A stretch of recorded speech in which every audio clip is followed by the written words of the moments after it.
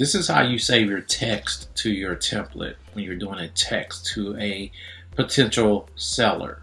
So once you do your skip trace, what you're going to do is you're going to do the drop down menu. You're going to go to text. Okay. You're going to see your message templates pop up.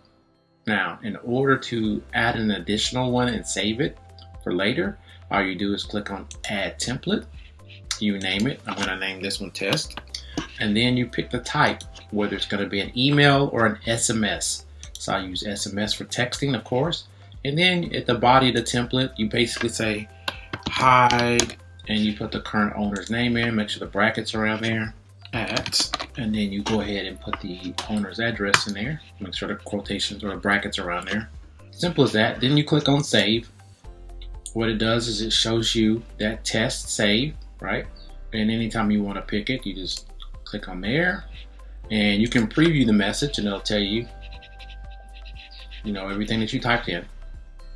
All right, you can close that, and you can go to another property just to verify that it's saved. Click on text, and you see it's right there. There it is. Click on it, preview the message. So that's how you do the save messages on your message templates, either for email or texting. Okay.